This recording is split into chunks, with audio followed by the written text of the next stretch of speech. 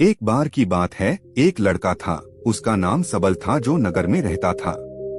वह अपने जीवन से बहुत निराश था। उनकी निराशा का कारण यह था कि वह अब तक अपने जीवन में कुछ नहीं कर रहा था। उसके माता पिता उसे ताने मारते थे कि आपके सभी मित्र कुछ न कुछ कर रहे हैं, लेकिन आप अभी भी घर बैठे हैं। दोस्तों के बीच भी अक्सर उनका मजाक उड़ाया जाता था। वह कहीं जाता तो लोग उससे पूछते कि आप क्या कर रहे हैं। उसे यह बताने में भी शर्म आ रही थी। वह कुछ नहीं कर रहा था। धीरे धीरे उसने रिश्तेदारों से मिलना जुलना कम कर दिया और लोगों से मिलना भी बंद कर दिया। वह ज्यादातर समय घर पर ही रहता है। वह अकेला रोता है और भगवान को कोसता है और अपनी किस्मत को दोष देता है। अब उसे अपना जीवन बोझ लगने लगा था। कभी कभी वह सोचता कि कब वह कुछ करने के योग्य बनेगा, और फिर वह सोचता कि जिंदा रहने से अच्छा मर जाना है। एक दिन वह अपने नगर की एक गली से गुजर रहा था। तभी उसने देखा कि एक उपदेशक दुख और परेशानियों पर उपदेश दे रहा है। वह भी उसी भीड़ में सबसे पीछे बैठ गया और गुरु के प्रवचन सुनने लगा। उपदेशक कह रहा था, दुख एक शिक्षक की तरह है जो हमें जीवन की सच्चाई दिखाता है और हमें जीने का सही तरीका सिखाता है। आप चाहें तो जिंदगी जीना भी सीख सकते हैं। गुरुजी उपदेश दे रहे थे कि तुम चाहो तो कुछ भी हासिल कर सकते हो, और अगर चाहो तो एक कोने में बैठकर रो सकते हो। इन सभी बातों को सबल ध्यान से सुन रहा था, लेकिन शिक्षक की यह बातें पसंद नहीं आई। उसने खड़े होकर कहा कि कुछ भी सिखाने से दुख दूर नहीं होता। इसमें केवल दर्द होता है। दुख की पीड़ा अनंत है। ऐसा लगता है कि इसके बाद कुछ होने वाला नहीं है। इससे कुछ भी फर्क नहीं पड़ता है। इसके सामने तो मौत भी छोटी लगती है। उपदेशक ने कहा, फिर तुम्हारा दुख क्या है? सबल ने उसके सामने अपनी सारी व्यथा सुनाई और पूछा, मेरे दुख का कोई उपाय है तुम्हारे पास? यह सुनकर शिक्षक मुस्कुराए और बोले, तुम उस दिन मेरे पास आओ जब आपके जीवन में वास्तविक दर्द हो। मैं आपकी समस्या का समाधान अवश्य करूंगा। यह कहकर गुरु वहां से चला गया। सबल ने सोचा, कहीं मेरा दुख नकली तो नहीं है? क्या मैं जिस दर्द से गुजर रहा हूं वह नकली है? मेरा दुख कोई नहीं समझ सकता। जब माँ बाप नहीं समझते तो गुरु क्या समझेगा? उनके दुखों से व्यथित होकर सबल ने एक फैसला लिया कि अब वह कुछ करेगा।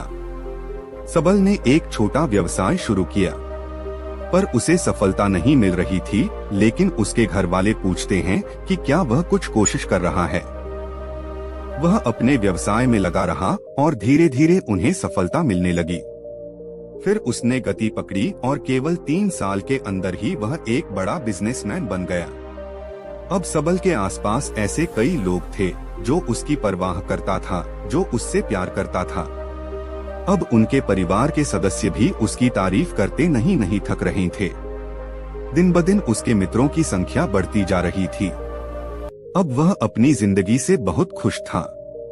उनके कुछ दोस्तों ने उन्हें सलाह दी कि जब आप एक बड़ा बिजनेसमैन बनकर बहुत खुश हैं, तो सोचिए आपको कितनी खुशी होगी अगर आप इस शहर और इस राज्य के सबसे बड़े बिजनेसमैन बन जाते हैं।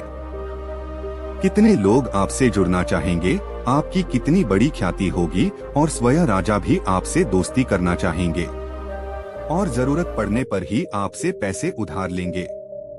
दोस्तों की यह बात सबल के मन में घर कर गई। अब वह और पैसे कमाने की कोशिश करने लगा, लेकिन उसे यह सब बहुत ही जल्दी चाहिए था। वह समय बर्बाद नहीं करना चाहता था। उनका अधिकांश समय इन चीजों को प्राप्त करने में गलाने लगा। इसलिए वह ऐसे काम करने लगा जो सही नहीं था। उसने बड़ा उधार लेना शुरू कर दिया। उसके दोस्तों से पैसे की मात्रा और अधिक मुनाफा कमाने के लालच में वह अपने माल में मिलावट करने लगा।